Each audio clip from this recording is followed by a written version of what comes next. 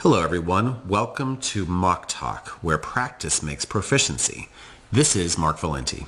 And this is Brittany Wilson. This is our unique approach to learning and development, where we review cases and explore the application of motivational interviewing.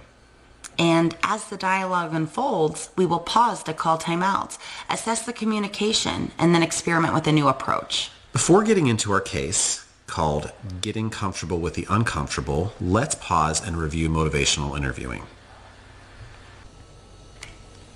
Motivational interviewing is quite simply helping people change. And the goal of helping people change is to activate them in their own intrinsic motivation, meaning the individual is doing something because they feel that it is in line with their goals and values. And to have a behavior change, there are three elements that must be present: knowledge, importance, and confidence. This makes up the behavior change triangle. There are 4 steps of motivational interviewing: engaging, focusing, evoking, and planning, which we will make that connection as we talk through the cases. And finally, a person who is helping somebody change uses 4 strategies of motivational interviewing: expressing empathy, promoting partnership, softening sustained talk, and cultivating change talk. Today's case features Franklin, an 82-year-old patient who has had COPD for 15 years. He has had one hospitalization related to exacerbation over the past year. He medically manages well, but is now considered high risk due to COVID-19. This is a conversation between Franklin and his care manager, Courtney. Courtney wants to guide Franklin to have a conversation regarding his wishes for care in the event he becomes ill or incapacitated. So Courtney's goal is guiding Franklin to have an advanced care planning discussion. For today, we're going to focus on 3 things: cultivating change talk, softening sustained talk, and identifying strengths and opportunities within the behavioral change triangle.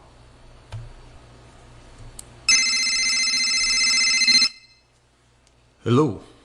Hello, Franklin. This is Courtney, your care manager at Dr. Fixit's office. How are you doing today? Oh, hey Courtney, I'm okay. Just a little nervous with everything that's going on with that damn virus. Yeah, it's a pretty scary world out there anymore. Well, yeah, I've never seen anything like it in my 82 years. And I lived through 3 wars, 14 presidents, and 28 seasons of Jerry Springer. Well, what worries you the most? Well, that I'll get it and maybe not do so well. I mean, I have COPD and I know that it puts me at a higher risk. It causes you some concern. Yeah, it really scares me. Well, and for good reason. There are a lot of people struggling with this right now. Do you mind if I share some of the specific concerns I have about all of this? No, do what you gotta do. Well, many people end up on ventilators, and most of them don't make it through treatment. They have to spend their final days alone because no visitors are allowed. Yeah, I definitely don't want that to happen. It sounds like you have some thoughts about how you want to be cared for. Well, I know it's important to have a living will and stuff like that, but my anxiety is just too much right now. You're anxious. Tell me more about that. I mean, I'm scared to go anywhere, terrified. I don't get any company anymore because everyone might be spreading it, not even know about it. It's been really weighing on me. You feel lonely. Yeah, really lonely. I just wonder if this is how it's always going to be. It doesn't seem to be any end in sight. It seems like nobody knows for sure. I'm really anxious too. I just try to take it day by day, you know? Yeah, Courtney, I guess that's all we can do. It's just all so much to think about. I just can't even think a lot of the time. Well, I want to respect your choice to not talk about these care decisions right now, given everything that's going on in the world. Thank you. So, let's call a timeout. What worked? Well, Courtney effectively expressed empathy toward Franklin, saying things like, "It causes you some concern," and "It sounds like you have some thoughts on how you want to be cared for." She also engaged Franklin with her open-ended questions like, "What worries you the most?" She conveyed understanding and made an effort to grasp Franklin's perspective and experience. Courtney used language to promote partnership when she asked, "Do you mind if I share some of the specific concerns?" She also promoted partnership by respecting Franklin's autonomy when she said at the end, "I want to respect your choice not to talk about these care decisions." She recognized that choice and change reside in Franklin. But what didn't work so well? Though Courtney expressed empathy through her reflective statements, she missed an opportunity to cultivate change talk. When Franklin shared, "I know that it is important to have a living will, but my anxiety is too much," Courtney empathized with his anxiety, which is Franklin's sustained talk. She then prompted him to explore it. This in turn resulted in Franklin talking about all of the reasons he didn't want to have the conversation. Courtney used appropriate language to ask permission. However, her timing may not have been appropriate. If we look at the 4 stages of motivational interviewing, Courtney may not have built up enough engagement or effectively evoked Franklin's perspective before jumping to the planning stage. Lastly, though she effectively respected his autonomy by calling out his choice, she missed the opportunity to help Franklin toward her initial goal of having an advanced care planning conversation. All right, let's rewind and time back in with some slight changes.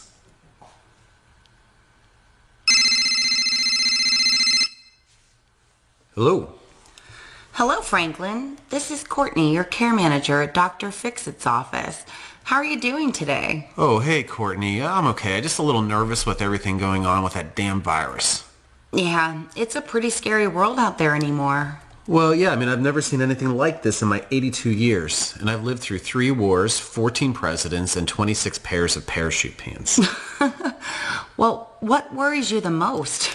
Well, that I'll get it, and maybe not do so well. I have COPD, and I know it puts me at a higher risk. You seem to know a lot about your risk level. Yeah, I have COPD. I've been hospitalized with it before. Not being able to breathe, that's the scary thing. I almost needed to be on a ventilator last year, and all the stuff with going on in the news with the ventilators, it's really scary. But it seems like it's been a part of the treatment for this. That's a good point, Franklin. And yes, ventilators are required for people who have critical symptoms. Oh, my wife was on one. Kept her alive for her complications after her bypass. So I guess her life support. You have some experience with this. What are your wishes when it comes to getting care like that? Well, I definitely don't want it to be like that. It sounds like you may have some thoughts on what kind of care you want. Well, I know it's it's important to have a living will and stuff like that, but thinking about that makes me really anxious. You feel these discussions are difficult, but it truly is important to have your wishes known. Yeah. I want to say and how I'm cared for. After seeing all this ventilator stuff on the news, it makes you really start thinking. You've been thinking about yourself in this situation. Yeah, I have. Especially because I was almost there last year. You've given a lot of thought about how you want your care team to care for you if you get sick. Yeah, I guess I have. I really just don't want a ventilator, and I don't want to be suffering. You seem to favor a comfortable approach. Yeah, that's right. That's a good way to say it, comfortable. What are your thoughts about the best way to make sure that happens? Isn't that the living will or whatever?